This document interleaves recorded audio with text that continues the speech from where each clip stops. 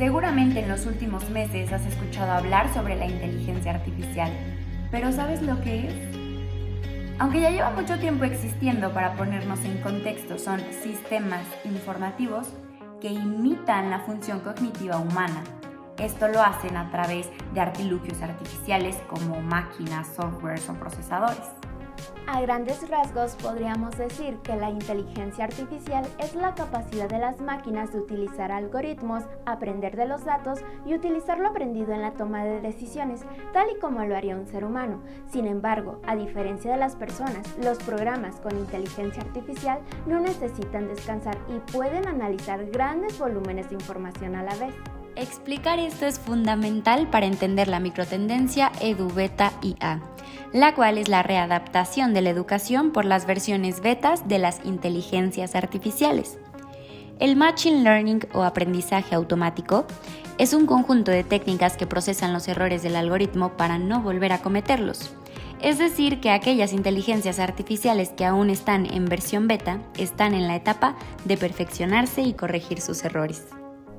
Asimismo, la proporción de errores de las máquinas con inteligencia artificial es significativamente menor que sus contrapartes humanas. Con ChatGPT podríamos aprobar sin aprender nada. Y es aquí donde nos preguntamos qué cosas vale la pena enseñar en la escuela, qué vale la pena para que la escuela sea útil. Google Trends demuestra que las búsquedas de los mexicanos en los últimos 12 meses con respecto a las inteligencias artificiales ha aumentado a partir de los últimos meses del 2022. Colima es el principal estado que ha buscado ChatGPT. En cambio, la inteligencia artificial de ChatSonic ha sido más buscada en el estado de Hidalgo. Las búsquedas de Microsoft Bing han imperado en Sinaloa. Según la herramienta Answer the Public, algunas de las preguntas sobre ChatGPT que en México buscaron fueron: ¿cuánto será de pago?, ¿cómo funciona y cómo acceder? Lo que determina que las instituciones educativas deben estar preparadas para adaptarse a la Edu-Beta-IA. Las tecnologías basadas en la inteligencia artificial están siendo utilizadas con mayor frecuencia para realizar y sustituir el trabajo humano. Pero, ¿cómo es que la educación se reinventará a través de esta? Apoyados en el resultado de un estudio del IBB, Institute for Business Value, Forbes afirmó que la tasa de adopción de inteligencia artificial en México es del 40%. Estos porcentajes reflejan con mucha claridad el acelerado avance de las soluciones basadas en inteligencia artificial para la digitalización por parte de miles de empresas de todos los tamaños e industrias en México. Para entender a la Edu-Beta-IA, entrevistamos a investigadores e importantes profesionales en comunicación organizacional de la Facultad de Estudios Superiores Zacatlán de la UNAM. Pues el conocimiento tiene que adaptarse a estas nuevas tecnologías que están surgiendo, son una realidad.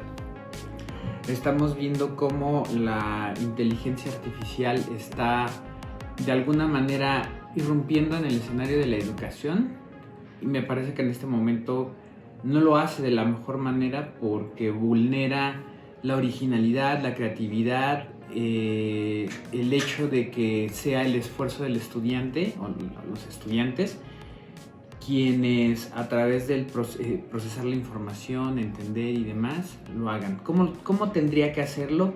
Pues tiene que hacer un trabajo que involucre no solo al docente en el aula, tiene que ser parte de un proyecto educativo a nivel institucional, es decir, tiene que involucrar a las universidades, a los sectores educativos del país, incluso tienen que intervenir organismos internacionales que puedan dictar de alguna manera reglas,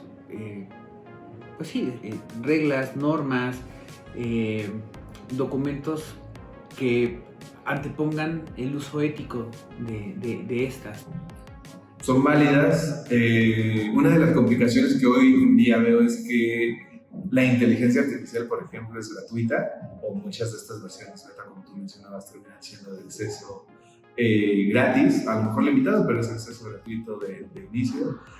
Y este tipo de herramientas que te ayudan a ver el tema de la detección de si fue escrito en inteligencia artificial o no, la mayoría de las veces tienen un costo. Entonces, esa sería principalmente una de las posibles quejas que yo podría tener al respecto, ¿no? Ahorita, por ejemplo, como docentes de la universidad, nos están pidiendo que pongamos mucha atención justamente en las tesis, las tesinas, los trabajos de titulación que presentan los alumnos para identificar que no cometan este tipo de acciones en las cuales escriben, o más bien dicho, no escriben, realizan su tesis a través de la escritura de inteligencia artificial.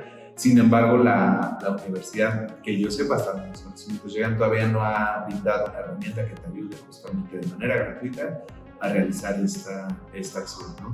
Es bueno que existan, pero insisto, el alcance o el acceso más bien a este tipo de herramientas tendría que ser de igual forma gratuito o simplemente accesible, ¿no? O sea, que cualquier persona pueda utilizar estas herramientas. En términos generales, en la educación, en general, en la educación superior en particular, tenemos un déficit ético en el trabajo académico.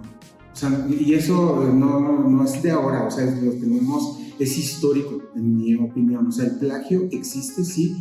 Hay falta, por lo tanto, a la ética del trabajo académico, sí, porque hay intereses. Entonces, aquí lo que hay que pensar es qué intereses va a desatar la inteligencia artificial. Por ejemplo, va a generar un mercado de trabajo de investigación o tesis, por ejemplo, que se vendan al por mayor y que sean productos pues, muy originales a la tecnología que lo puede dar. Solamente eso se puede resolver con ética. Tenemos un déficit ético y la Universidad Nacional tendría que trabajar en programas intensivos en difusión de ética de trabajo académico en todos los niveles, desde el bachillerato hasta el posgrado.